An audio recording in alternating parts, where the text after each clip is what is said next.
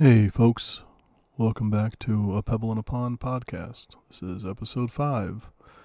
We're going to be talking about something that I am honestly just wholly unqualified to talk about. But I have done a little bit of reading, and I have a letter that I want to share with everybody about the topic or on topic. And I think that you can get something out of this. I've put together what I think will be a pretty interesting episode. The topic today is going to be about self-love. I'm not going to lie. When I was a teenager, if somebody would have said self-love, I would have laughed like Beavis and Butthead because it would have meant an entirely different thing back then. But I understand it now to mean something entirely positive and in no way dirty. So we're going to try to talk about that version of it and not the one from when I was a teenager. But before we get started, let's define it. What exactly are we talking about this episode? I mean, I said self-love, but what does that really mean? Well, like I said, it's an entirely different meaning than it was when I was a teenager. So to sum it up, we'll go with the actual definition from the American Psychological Association, not Psychology Association, Psychological Association. And their definition of self-love is having regard for your own well-being and contentment, looking out for yourself. Not necessarily putting yourself number one, as a lot of social media therapists would have you believe. It's not necessarily always about putting yourself number one. It is about making yourself a priority in your life, but not necessarily to a detriment of those around you. And we're going to talk about that. I'm not just going to talk about self-love in a completely and totally positive sense. We're going to talk about how it's kind of warped a little bit in some of the public discourse that you see on a lot of social media and things like that. And we're going to talk a little bit about some of the negative,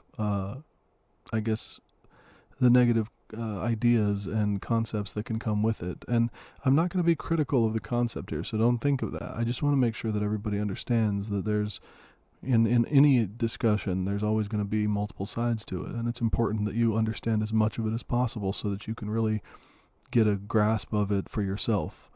And some people are going to say, oh, no, I agree with the negative parts. And some people are going to agree with only the positive parts. But it's important to have all of the information. So I'm going to try my best to kind of, encapsulate what exactly we're talking about when we talk about self-love.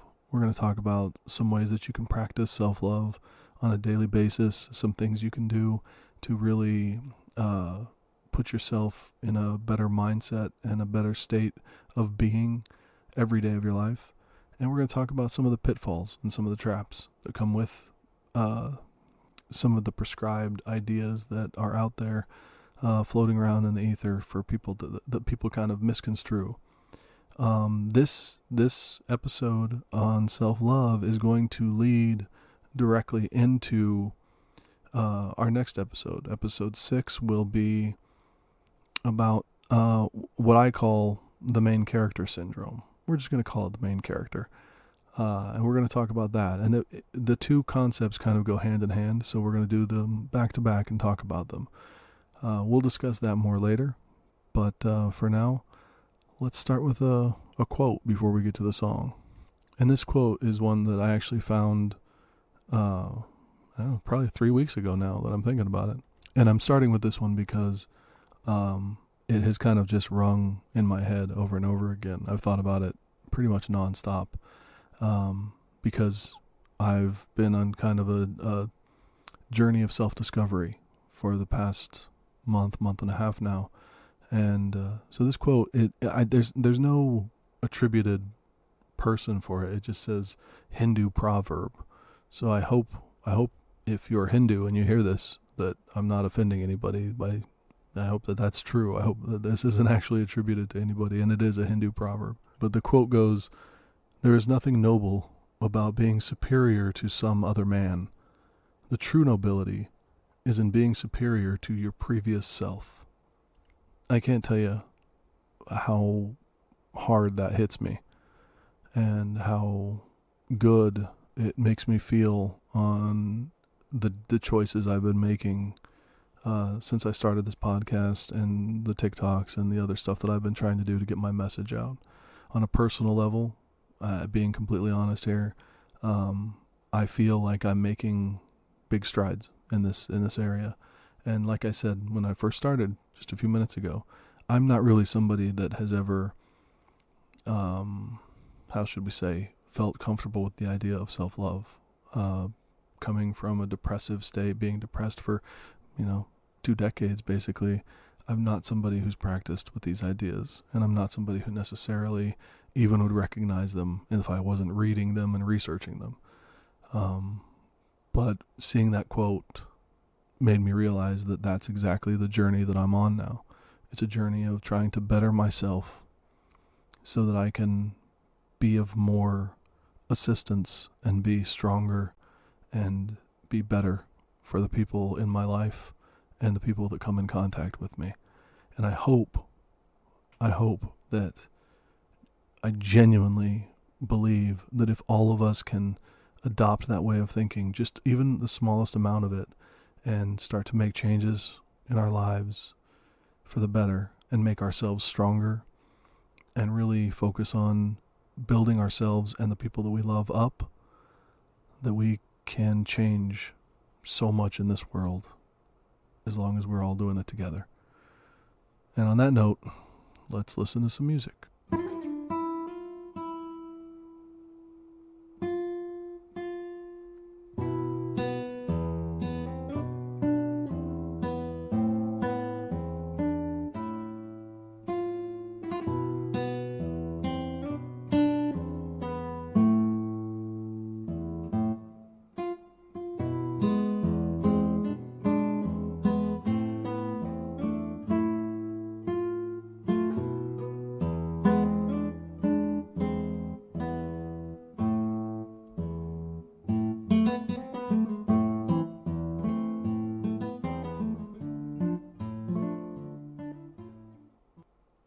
I really, really do like that song. I'm really glad that we found it.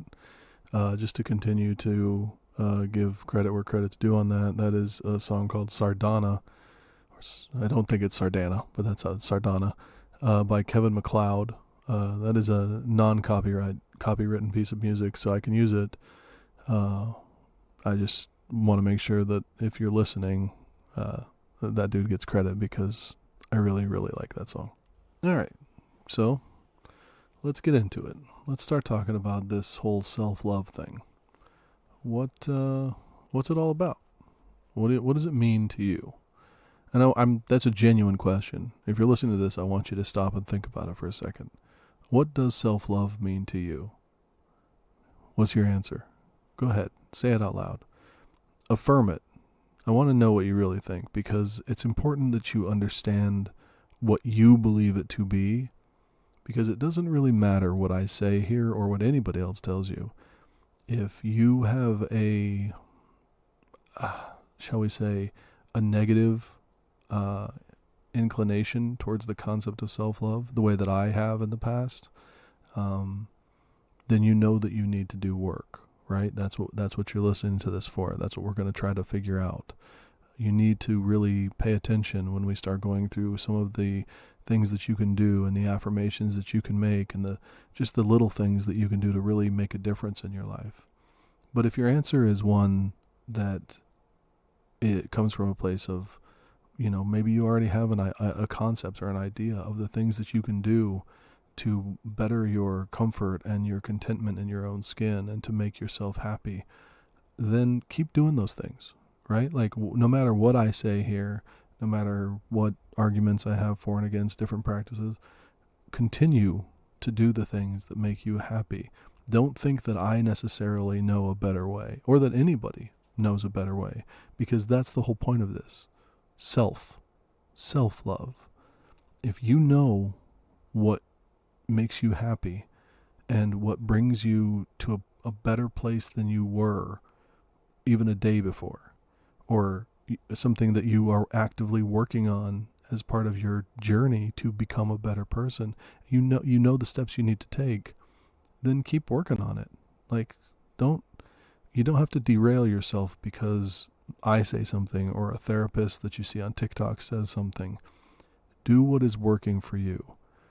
I hope that at any point in time, anybody that hears these podcasts, anybody that hears what I have to say, understands that these are all just ideas and suggestions. I'm not anything special. I'm not a doctor.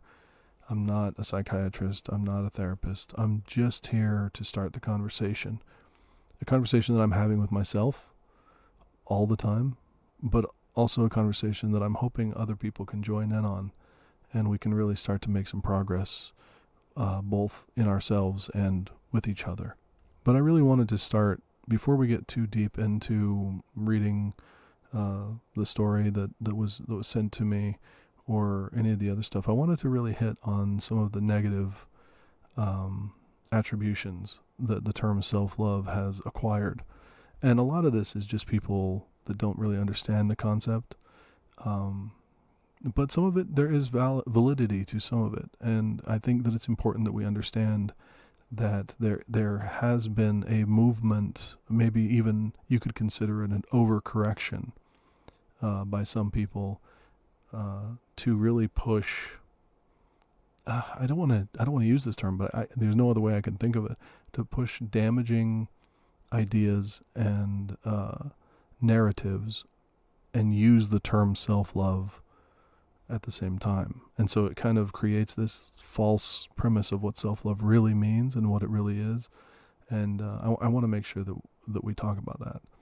Now keep in mind, we're working off of the definition from the American Psychological Association, right? Like, that's our baseline. Just having regard for your own well-being and contentment. It's really that simple. Nowhere in that definition does it say putting yourself number one over all else. Nowhere does it say you are the main character of your own story and all others shall fall to the wayside as NPCs in your game, right? Like that's not the argument that should be made in favor of self-love. And those are not concepts that work very well with it.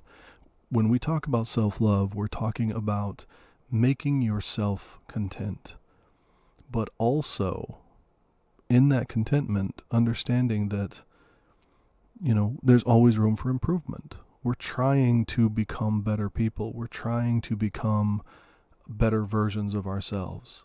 Like that quote said, we're trying to be superior to our previous self. Now, that previous self could be yourself from yesterday. It could be yourself from a week ago. It could be yourself from 5 years ago. But if you were in the same place you were 5 years ago, trust me, I know this better than most, then you are not really practicing self-love. We really want to try to understand that it's not, of course, contentment and happiness and things like that are important, but sometimes self-love means pushing yourself to do the things that are uncomfortable for a short period of time to find long-term joy and comfort. Sometimes you have to step outside of your self-created bubbles to really broaden your horizons and really start to understand exactly where your happiness lies. Because sometimes, and I think this is a lot more common than people really want to say out loud, sometimes we don't know. And most times we don't know. There are plenty of people that go through this world. They are born, they live, and they die, and they never once truly understand what it means to be happy or content. They'll have those brief moments here and there. They'll have, they'll smile and they'll laugh and they'll enjoy their kids and their family, but they won't ever truly reach that kind of happiness that inspires others. And that's really what we're aiming for here. That's what I want to aim for. I want to be and I want to live a life that inspires others. And I don't just want it to be me saying stuff, right? Like, I want it to be one where I am truly, genuinely enjoying life and living to its fullest. With that in mind, I've touched on this before, actually, in the introduction episode, if you haven't heard it. I've touched on this before. One of the most influential pieces of literature in my life was Walden by Henry David Thoreau. I've read it front to back probably 18, 20 times. I quote it incessantly. I believe very, very strongly in some of the ideas in it. And between Emerson and Thoreau, a lot of my worldview comes from those two gentlemen, for better and for worse, honestly, because they definitely weren't flawless in some of their ideas. But Thoreau has, among his very famous quotes, the most famous is probably his "I went to the woods" quote. And I'm gonna say it for you here. I know it by heart, but I'm gonna pull it up here so that I make sure I don't miss anything, because I don't want to have to redo this. So Henry David Thoreau wrote, "I went to the woods because I wished to live deliberately, to front only the essential facts of life, and see if I could not learn what it had to teach, and not, when I came to die, discover that I had not lived. I did not wish to live what was not life. Living is so dear. Nor did I wish to practice resignation, unless it was quite necessary. I wanted to live deep and suck out the marrow of life, to live so sturdily and Spartan-like as to put to rout all that was not life, to cut a broad swath and shave close, to drive life into a corner and reduce it to its lowest terms." For me, that paragraph quote is the basis of my self-love. When I think about that, and I think about what I've done in my life and where my regrets come from, that's where I find my strength to move forward and try to learn how to love myself in a better way and be more positive towards myself, to be more forgiving towards myself. Because, and this is speaking strictly as a man, the one thing I definitely do not want to do is go to the grave knowing that I haven't mattered and I haven't made a difference. That's terrifying to me. That is my greatest fear. I don't like spiders. I hate water. I'm not somebody you're going to find out at the beach or the ocean. But even though all of those things are things that I can deal with, because while they are fears, they're not something that literally terrifies me to the point of inaction. But the idea, it's almost a self-fulfilling prophecy when you think about it. The idea of dying, of making my way to the grave and having not lived my life literally terrified me to the point where I stopped living my life. And I think about that. That is quite literally the definition of regret. Being so scared of living a life of no consequence that you begin living a life of no consequence because of your fear. But I'm not doing that anymore. And that's really what I'm talking about when I talk about my particular journey of self-love. I had to find my way through 20 years of darkness to break through it and come out to where I am right now, which is sitting in front of a microphone telling complete strangers about my darkest fears and my desire to be a better person. This is like the weirdest form of therapy on the face of the planet. But we're doing it. And we're going to keep doing it. Because I know that there's people out there that are going to hear this and they're going to identify with it and maybe it'll help. Maybe it'll help. And so all I can do is keep talking and keep trying to talk about these things. And that's my self-love journey. That's the whole point of all of this that I just said is that we all have to go through our own things. Mine is going to be talking to you guys and trying to give voice to maybe some people that don't necessarily feel recognized or don't, buy into some of the preconceived ideas that are floating around out there in the world, that have kind of grabbed on to social media and things like that. I'm just trying to find a little niche corner for people like myself to feel recognized and seen.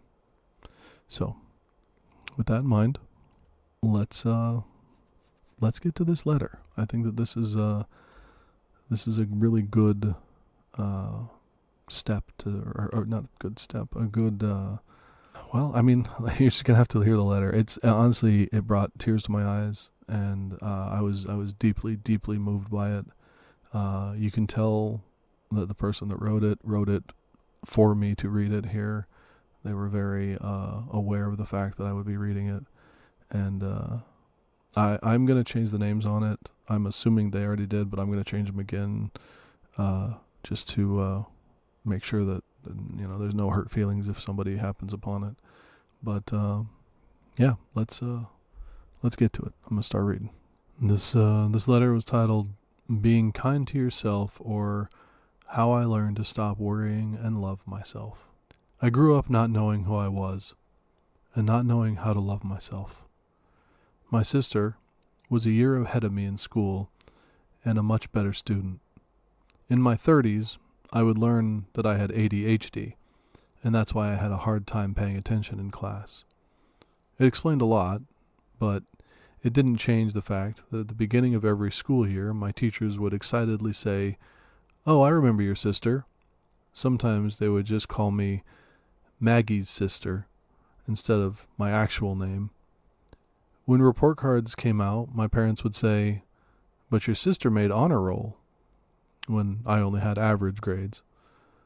On the other hand, my brother barely scraped by. He was held back in 3rd grade and barely graduated high school. When I would bring up something he did, they would cut me off and tell me not to compare myself to him. At least he was 5 years older, so I didn't often have the issue of having any of his old teachers, though it might have been easier. It's not it's not hard to look like the good student when compared to him.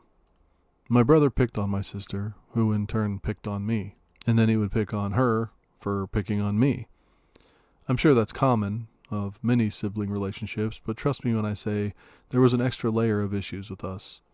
Regardless, my sister and I did usually get along. We had to. We were allies against my brother when it got bad, which was often. When I was in 2nd grade, I had a crush on Tyler Johnson, the cutest boy in my class, and I made the mistake of mentioning it at dinner one evening.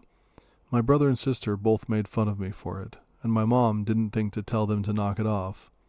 That was the day I realized that we were definitely not a TV family. That was also the day I learned to keep things to myself. I know we're not supposed to call girls bossy anymore, but growing up, my sister was bossy. Think Lucy from the Peanuts comics. We did get along, though, usually, but she was in charge, and that was that. She was also very opinionated, and would make fun of most things I liked until I just kind of stopped having a lot of my own opinions. I was the chubby kid, which was especially difficult in the 80s and 90s. I was the only one of my siblings with a weight problem. My brother was tall and thin, and my sister was average, another thing she was better at. My mom always bought junk food when we went shopping. Little Debbie's snack cake rolls were my favorite. I liked to unroll them and eat the cream first, and then the cake. Every once in a while, I get nostalgic and consider buying a box when I'm doing my own shopping, but I won't, because they bring me back to a time when I was so incredibly sad. Way deep under the surface, where no one could see, On multiple occasions back then, my parents would gently, not really, suggest I start watching what I eat. But those Swiss cake rolls were always in the pantry come grocery day. In case you've never been a fat kid, you might not understand the shame that this creates. It introduces you to the idea of hiding food, and not too far beyond that is disordered eating.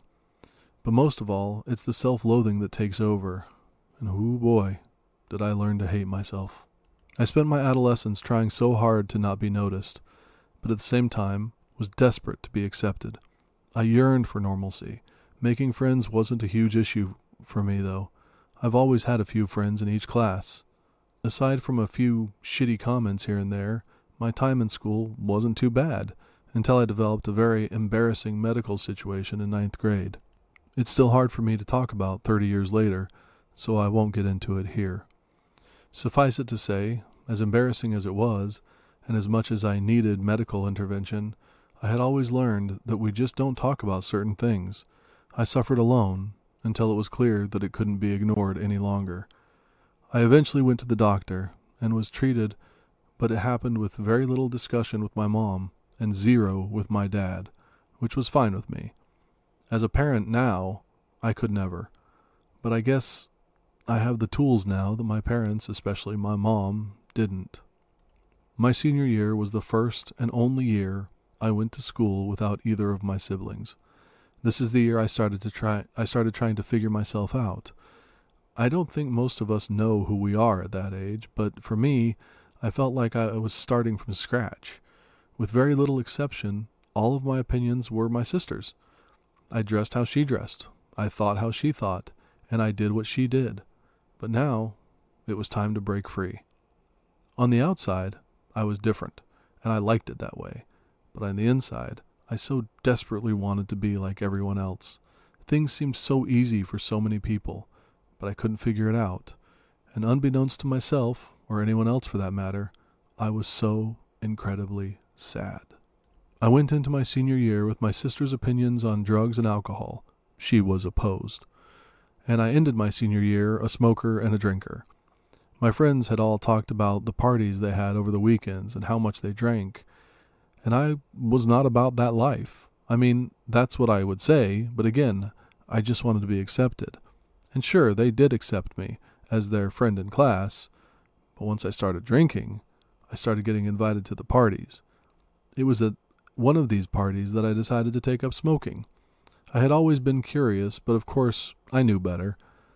But it was also the mid-90s, and that's what people did. I was holding my friend's cigarette for some reason, and when I tried to give it back, she said she didn't want it anymore. So I said I'd finish it. And that was my first, but not my last. Fortunately, somehow, I never became addicted. I was also hanging out with coworkers from my fast food job, who I should not have been hanging out with. These weren't good people, but I was very naive, and I thought I was okay.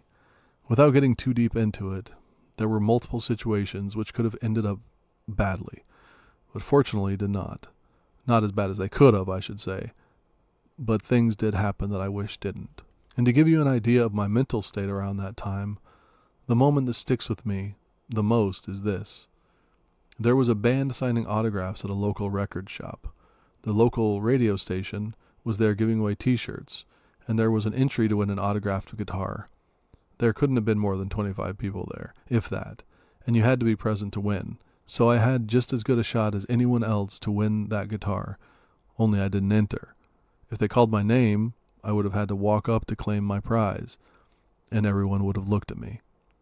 Not only did I not want people looking at me, I was so uncomfortable in my own skin that I wanted people to look away from me. No one in our group won the guitar. Walking out to the car, I reluctantly mentioned that I didn't enter, and they just couldn't wrap their heads around why not. Okay, that was probably a lot, but I tell you all of this because I want you to know where I came from, so you can understand just how fragile my mental state was for so long. Anyone can spout platitudes, but I have been in the depths of some serious depression, and I'm coming to you from the other side of it. But how did I get here? It started with a friend who gave a shit. I mean, I guess it's fair to say that I had a few people who gave a shit, but not like him. He was the only one who really knew how to get through to me and how to get me to see my value. I had so much pain and sadness in me, and he was there with shoulders to cry on and hugs for days. Hugs that I had to learn how to receive. He gave a shit and never expected anything in return. I couldn't pay him back if I tried. His pebble created so many ripples in my life. I am forever grateful. I genuinely do not know what kind of person I would be right now if I did not have him in my life. Because of his friendship and love, I was able to learn to love myself, and more importantly, break the cycle for my own child. At 22 years old, my kid and I never part without saying I love you. Never. On the phone, in person, even if she's just going to get the mail. It's a habit. If the worst were to happen, the last thing I want either of us to feel is regret that we didn't say it one last time. Society and advertising and patriarchy make it really hard to raise a daughter with confidence. I know I've had some misses, but she knows who she is. She has the confidence to assert herself and a huge amount of empathy. She's been in a very healthy relationship for about 5 years now. They've had some issues like every other couple, but their communication is amazing, especially for their age, which is something that she had to teach him. My daughter and her boyfriend have a very healthy relationship because I had a friend who gave enough of a shit about me to watch me cry a lot and to tell me I'm worthy until I started to believe in it for myself. Now I believe in giving credit where credit is due. As much as I credit him for helping me see my worth, you damn sure better believe that I credit myself for making that change. You can lead a horse to water and all that. He gave me the tools and he showed me how to use them, and I did just that. There also came a point when I realized that I needed more, and I started seeing a therapist who really helped me put things into perspective. But I couldn't have had the confidence to advocate for myself like that without his help initially. And after some time in therapy and really working on myself, when shit would go south that was beyond my control, I realized I could also benefit from antidepressants. After some trial and error, I found what works best for me. If you're hesitant to try medication, I totally get it. I do. But I can honestly tell you that all this pill does for me is keep me at an even keel. It keeps me from crying because we ran out of turkey for my sandwich. That is a real story, by the way. It helps me handle the shit that life throws at me daily. I had developed confidence and learned how to break the cycle, but I didn't really know yet how to truly show myself kindness and grace. It's a fairly recent discovery, actually, which started with my relationship with food and my body. Like so many of us, I've been on one diet or another for most of my adult life. I'm really good at losing weight. The problem is, I'm also really good at finding it again. So I'm the St. Anthony of dieting. You know how we tend to make excuses for certain things, like, yeah, I've lost 10 pounds. I still have more to go, though. Or simply, I've only lost 10 pounds. I heard someone once say, what if we just stopped the sentence after, I lost 10 pounds? Just stop talking and let it sink in. Drop the only, but say the rest. I think we are unconsciously looking for other people's approval. But why? Fucking good for you for losing 10 pounds. I bet you worked your ass off. Well done. Say the good thing and drop the bad. It gets easier every time. You never need permission to love yourself or to just be happy with your accomplishments, and fuck anyone who makes you feel otherwise. Like anything else, it takes practice and grace. Grace is key because you're not perfect. You're probably not the type to give someone shit when they make a mistake. You would probably never consider telling someone that their 10-pound weight loss is not enough. If you're paying attention to my rambling, you might be the type of person who genuinely tries to lift people up and make them feel good. So how are you not deserving of the same grace and love? I promise you, you are so worth it. I know I am. I know a lot of us also have pasts that we're not proud of, things we've done or people we've wronged. I don't think I'm the best person to discuss making amends, but I can tell you that you are not your past. You can't change what you did, but you can take steps to be better. We are made up by our past experiences, but they do not define who we are today. I promise you that if you just focus on doing the next right thing, you'll get there. Don't try to change overnight. Give yourself some grace. What if, just once today, instead of saying the negative as well, you only say the positive? Just once. No affirmations, no mantras, just no negativity. And if that feels good, try it again. Do the next right thing. I also try not to worry about what people think of me, which I know is much easier said than done. Ultimately, though, I'm not going to be everyone's cup of tea, and that's okay. I will never wish anyone ill will, and the last thing I ever want to do is be disrespectful. But I don't have to be friends with everyone, and neither do you. I think about young me a lot, and so much of what I do is for her. Someone asked me recently what I would say to my young self if I could. I wouldn't say anything. I would just give her a hug, because she really needed one. I live my life now just trying to be the adult that she needed. She didn't deserve the pain she felt, and neither do you. I wish I could do the work for you, but I can't. This one's on you, I'm afraid. But I promise you, you can do this. Little by little, you will get there. I want so much for you to feel the peace that I feel. You deserve peace. Just like the tiny ripples make big change, so do tiny steps. Just take one step now. I'm here with you to make sure you don't fall. You are worth it. I promise. I'm not even going to try to lie. I had to stop reading that multiple times. When I first got it, I cried. I cried a lot reading it, and then just now trying to record it. I'm sure you guys heard me kind of breaking up and stammering with it a little bit. I hope whoever wrote it is going to hear this, and I hope that I did some justice in reading it. That's powerful shit, and that is a journey. I can't thank you enough for sending that. And while I have you listening, not just you, but anybody listening, I would love to be able to read more. I would love to be able to tell more stories. They don't have to be large, 20-minute stories like that. But if you have any stories of kindness or life-changing events like that, or you just want to tell your backstory, if you just want me to read your backstory and, your story about how you've come to be who you are, I'll change names and I'll do all the hiding of identities and things like that. You can email me. We set up an email just for that. It's a pebble in a pond.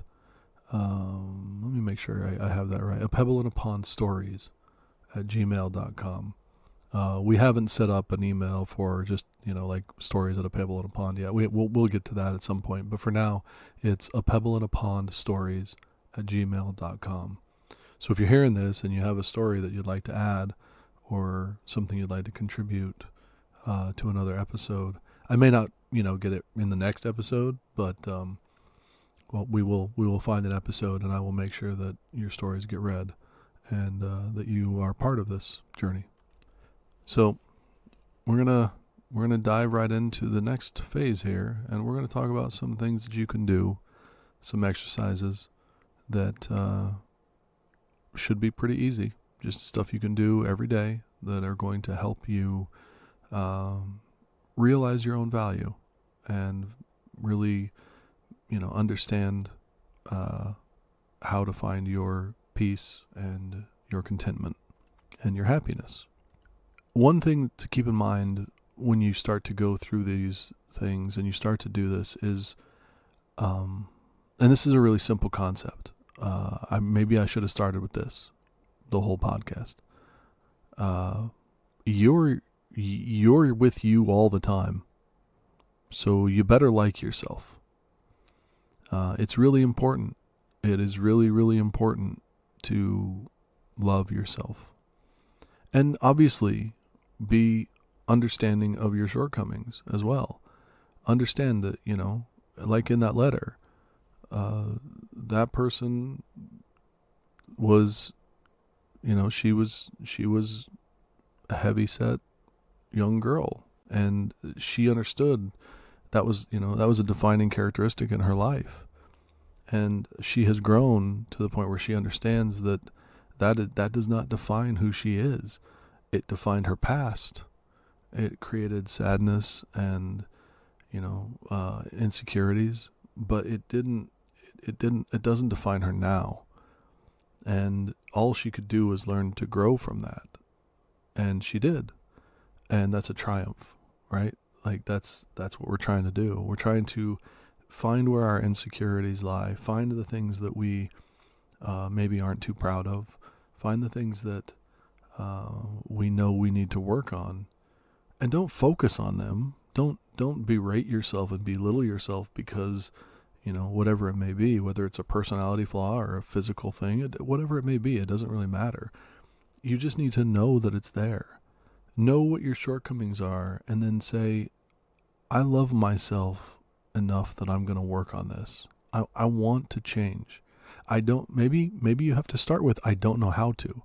Maybe you have to make sure that that's understood, but that's what we're here for, right? Like that's the whole point of listening to these things, of trying to find a new direction. If you're listening to this right now and you understand that there's changes that you need to make, you've taken a great first step, because you're looking, right? You're searching for those answers.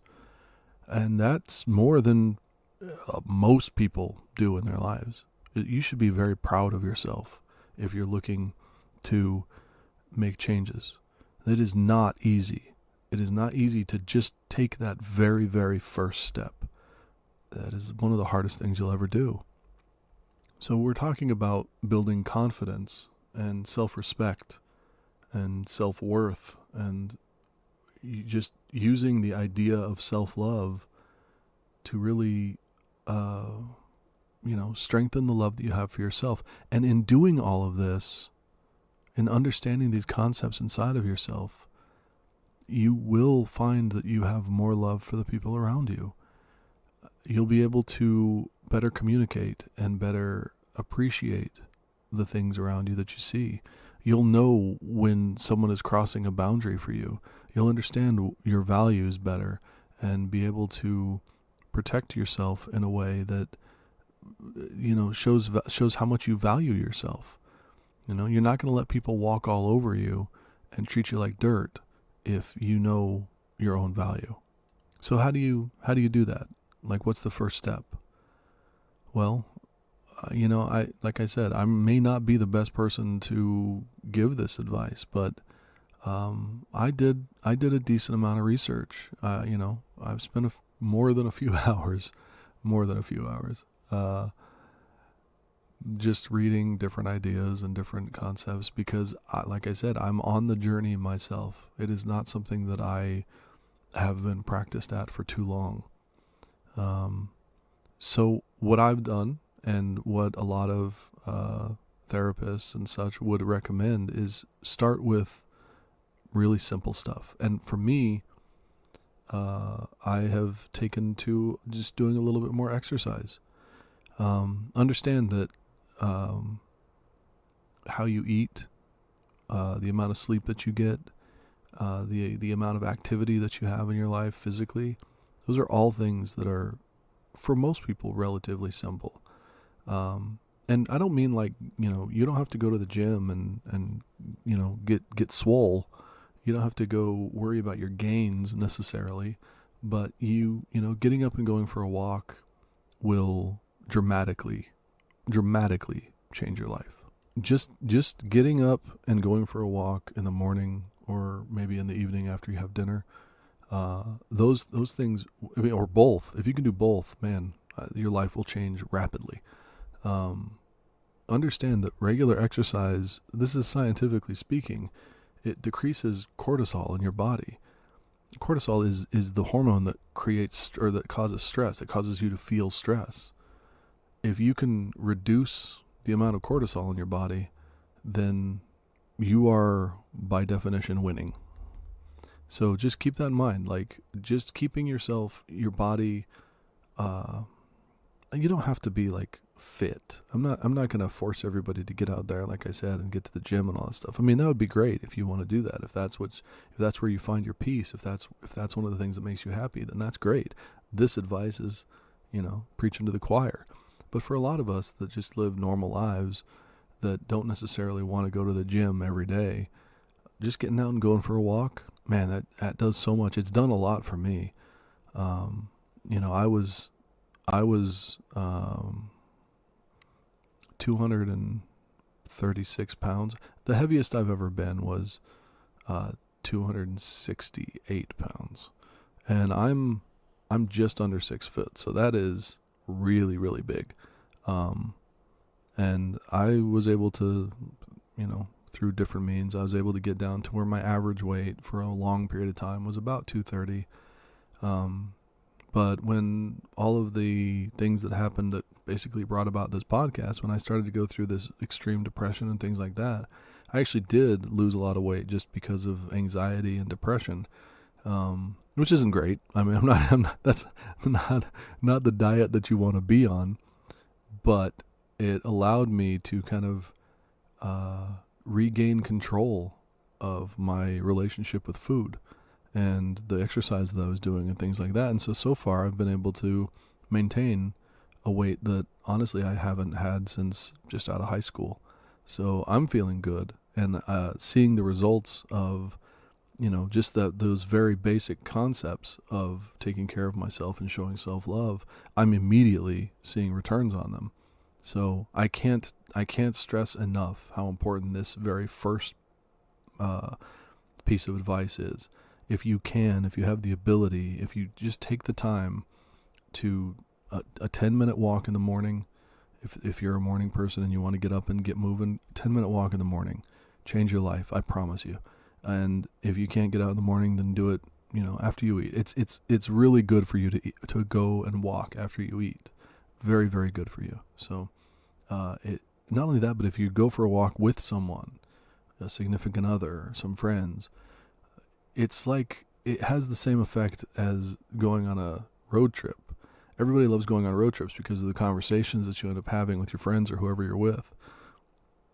It's the same thing. You go for regular walks with somebody, and that brings about this closeness that is, it transcends just a normal, relationship conversation a lot of times. And that shared time, knowing that you're both bettering yourselves and each other, is invaluable. It really is. So the next thing that I want to mention, and I already did mention it just a few minutes ago, is being compassionate about your own shortcomings. This is an actual step that you can take. You can do this consciously. This isn't just me saying, "Oh, be nice to yourself." This is literally something that you can actually practice. You really want to try to, like I said, understand your shortcomings, but also understand that everybody has them, right? Like everybody has things they're not good at, or different things that, maybe the way they think, or there's something wrong with their body that they don't like. But at the end of the day, it's how we view those things inside of ourselves that will determine whether or not we can move beyond them, or we can learn to accept them. So it's important when you make mistakes or have shortcomings in some way, that you understand that this is a common human condition, right? Like this happens for everybody. Everybody's going through something. Everybody's making mistakes. Everybody's trying to figure it out. And as long as you can root yourself in that common humanity, you'll find that it's a lot easier to not only express kindness to others, but to express kindness for yourself, right? You're only human. That you can only be expected to do so much. And at some level, once you've accepted that, then you can start to say, okay, well, I fell short here. I wasn't up to where I'd like to be. How do I get there? And like that letter said, like, it's one step at a time. You're not going to be able to go from 0 to perfect, right? You're not going to be able to go from 5 to perfect. You're going to have to get there gradually. And it's just being patient and understanding with yourself. The same kind of patience and understanding that you would show someone else if you were trying to help them, show that to yourself. That's really what this is all about. If you're listening to this episode, you're listening to this podcast, then I have to imagine that you're somebody of good character, or you're trying to be. And that means, helping people, taking them by the hand, really being compassionate. So if you can do that for someone else, you have to be able to do it for yourself. Because unfortunately, the way this works is if you just continually give of yourself to other people, and you don't take care of you, you're going to be trying to pour water from an empty cup. You're going to run out. You're not going to be able to keep it up. And then you're going to start to doubt yourself. And it becomes this vicious cycle of, you hurting yourself, literally hurting yourself to try to help others. And we can't have that. You have to be building yourself up and loving yourself and reinforcing the positive parts of yourself so that you can feed off of that, and then you can start to help others. You have to not make yourself a priority at the expense of others. You make yourself a priority for the sole purpose of being able to help others, right? Like, that's where we're at. That's what we're trying to do. So remember that. If you have a hard time motivating yourself for you, if that's not enough, if you don't have enough love for yourself, then reframe it and try to understand that, like I said, this is a shared human experience, and you're trying to help people through their problems, but you cannot do it unless you help yourself. So if you really do have that, and this is how I feel a lot of times, if you kind of have that altruism in you where you really genuinely feel like you can't help yourself, but you can help others, turn that around and say, okay, I desperately want to help others. How do I do that? I have to help myself. I have to do this for others. I have to make sure that I'm getting an extra hour of sleep, that I'm getting up and going for a walk, that I'm taking care of myself, that I'm not too judgmental, that I'm not hating on myself when I wouldn't do that to somebody else. Why would I do that to me? You hear that all the time, right? People say it all the time. Oh, I'm my own worst critic. Well, stop it. I know that's your natural reaction. That's a natural response, but you need to stop. Like, take a second and say, don't allow that. Say, yeah, I can be critical of myself, but not to the point where it causes me to doubt myself or hate myself or any of those things. I can be critical and say, like I said, that was a shortcoming. I wasn't up to snuff there. I need to get better. But if it creates a cycle of self-destruction, then you have to break it up. You have to find that path. And if that means directing it, siphoning the sentiment through someone else, then that's what it means. Help others by helping yourself. And remember that another key component of this is when you do mess up, and you are going to mess up, you're going to say things that are going to hurt people's feelings. You're going to fall short of the things that you have, the boundaries that you've set for yourself. You're going to make mistakes in dealing with yourself and other people that are going to cause pain. And you have to be willing to forgive yourself. You have to be willing to forgive yourself. Let me say it one more time. You have to be willing to forgive yourself. This goes for everybody. And I know there's people that are going to listen to this that desperately need that message. I know there are, because I know most of the people that are regularly listening to this. And that's not to say that only my friends listen to the podcast, but I know that some of them do. And this message is directly for you if you're listening. You need to forgive yourself. That's step one for you. You have to forgive yourself so that you can begin to love yourself. You are not this horrible person that you've allowed others to create in your head. You are very, very good and very strong, and you need to forgive, the shortcomings you've had in the past. You need to move past it. And that goes for everybody. I know that what I just said can ring true for so many people. So if it hits you, let it hit you, because it's important that you forgive yourself. Step one for a lot of people in a journey of self-love is forgiving themselves. Another thing that I want to talk about as we start to wrap this up is the people that you surround yourself with. And I've touched on this in some of my TikToks I've done, and I've touched on this in some of the other episodes.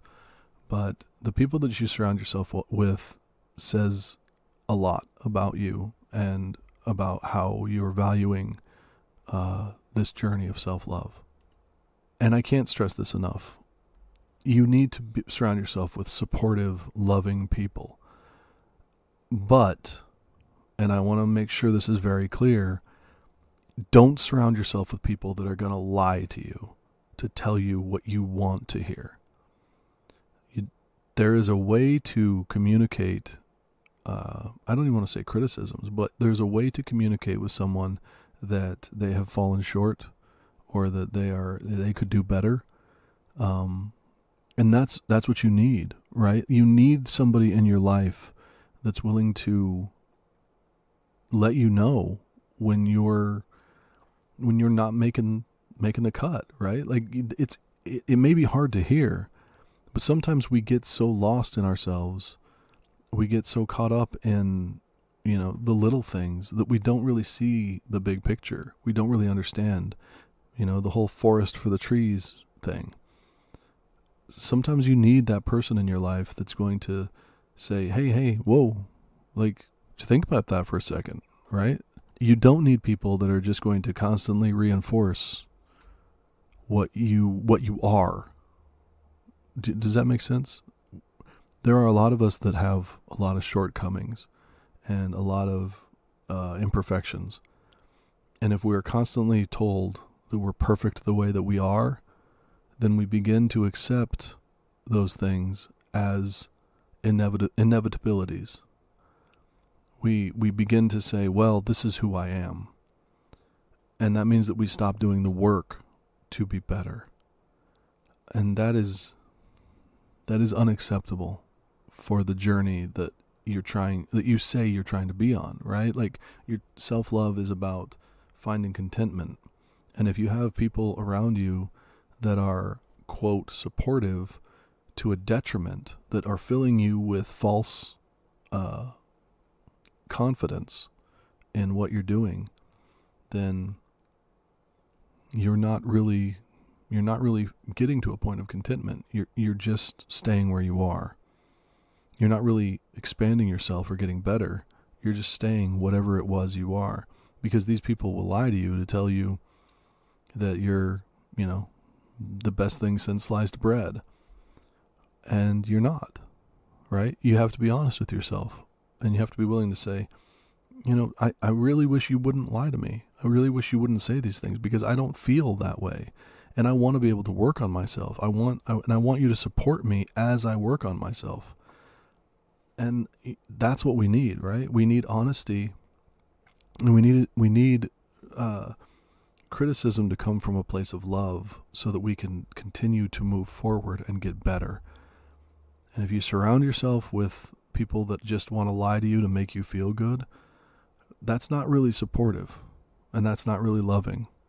People that love you, and the people that care about you, will tell you the truth, and they will hold your hand, and they will be by your side, and they will help you every step of the way. If you need it, or if you want it, they will be there with you, and you'll know you can count on them, because they're not going to lie to you, and they're not going to say things just to spare your feelings.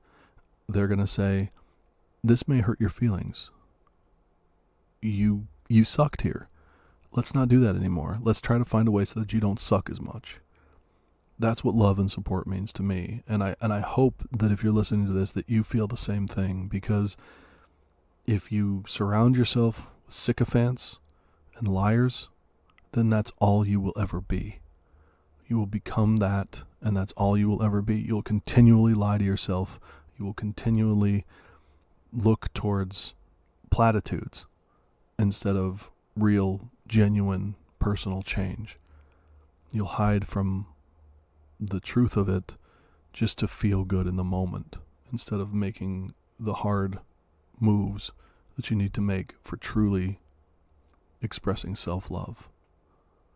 And that's counterproductive to everything we're trying to do in this podcast and just in general in our lives.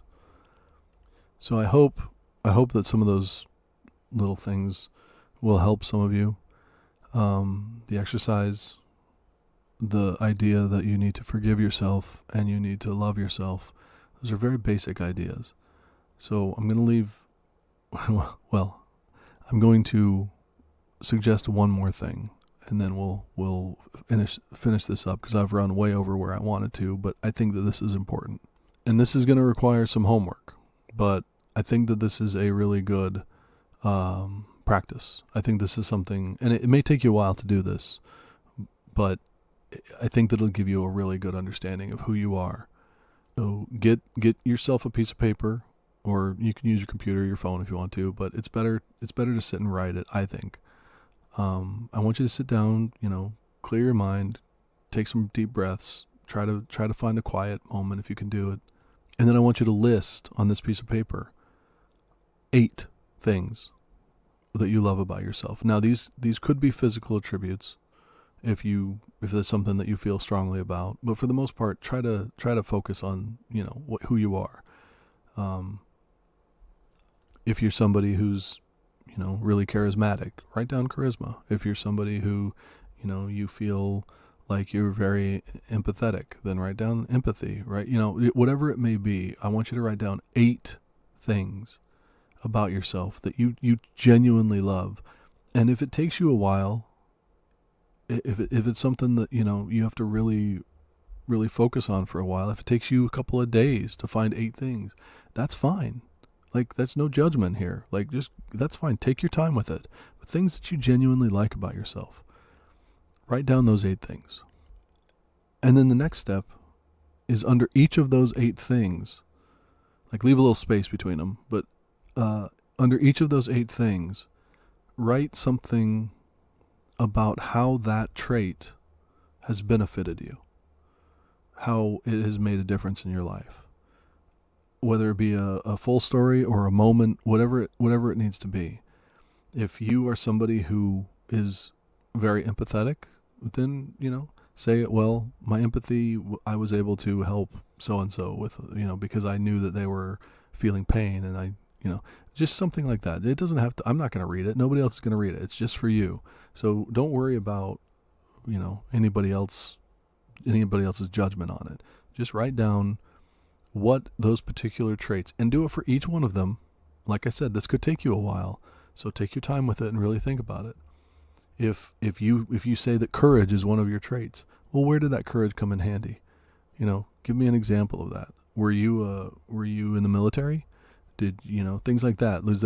Are you a firefighter? Like, the courage is something there, but it could be a simple matter of finding courage in going up and writing something on a chalkboard, or, whatever it may be. Like, the courage to express yourself however it works in your mind. Whatever those traits are, find real life examples of them helping you.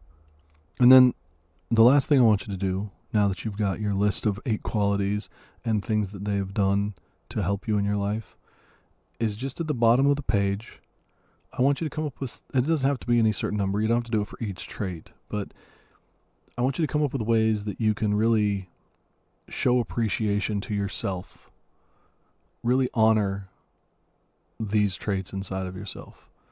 If you are somebody, we'll keep using the empathy thing, if you're somebody who is really empathetic, then, maybe, I don't know, give yourself a treat of some sort. Go to a spa, go do something, and just say, this is for being this. If you feel like going, going for a walk in a garden, or doing something special for yourself to honor those traits. It doesn't have to be anything crazy.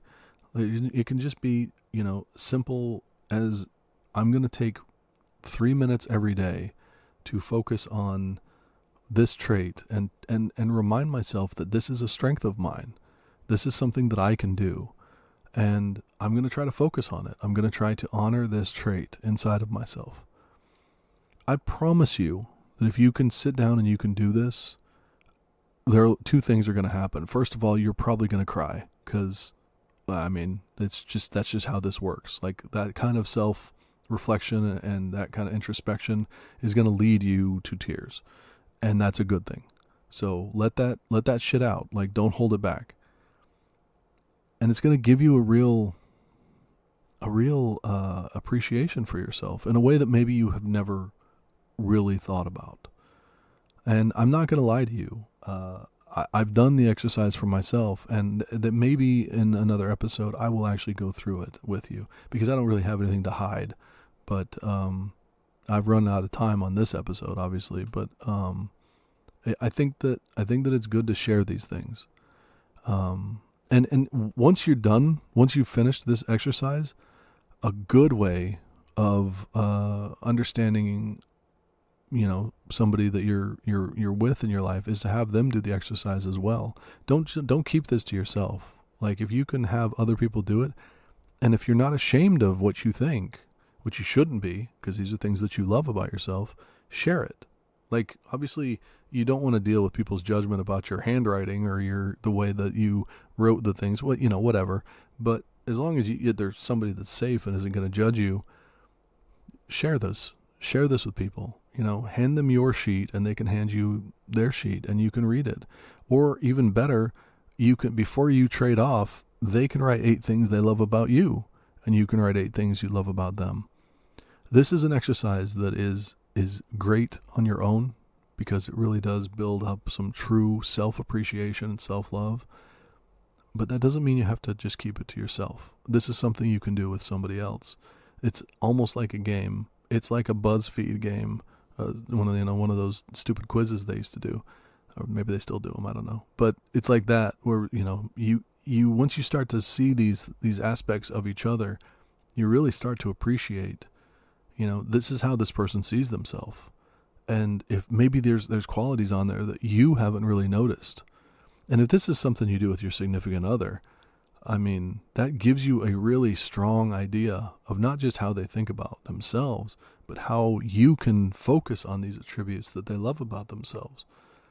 And you can say, okay, well, if you love the fact that you're empathetic, then let's flex that muscle. Let's go places where you can, really do that. And you'll find that the support and the love that you can draw out with each other, it's a life-changing experience if you do it with honesty and compassion and love, and that includes for yourself and for the people that you do it with. So I think we're going to wrap it up there. Obviously, I'm not going to wrap it up without a quote, because that's what I do. So we're going to go right to the source here. We're going to go to one of my favorite all-time quotes, and I'm going to leave you with this. We're going to end with this hard-hitting quote from Winnie the Pooh. He said, "The things that make me different are the things that make me me." So remember that. You're not like anyone else in this universe. You're the only one of you that exists. And you're the only one that truly knows how you need to be loved. So please do it. Take the time to learn enough about yourself and to appreciate who and what you are, because you are powerful, and the effect that you can have on the people around you and this world at large is phenomenal. Love yourself. It is the first love that you should ever have, and the most important love that you will ever know. Next week, we're going to piggyback off of this, and we're going to talk about this concept that has been going around for quite some time now of the main character. And we're going to talk about the good things and the bad things that go along with this way of thinking. And some of you may be familiar with this. It's gone around quite a bit, but we're going to talk about it. And I'm very much on the fence. So there will be a lot of positive and a lot of negative when we discuss it. But I think I have a pretty interesting take on it. I've had a couple of long discussions with some people, and I really do think that I think you'll enjoy it. So check us out next week, where we're going to be talking about the main character syndrome, philosophy, idea. I didn't know what to call it. The main character is what we're going to call it. So thank you for listening, and hopefully we'll talk to you next week. Take care.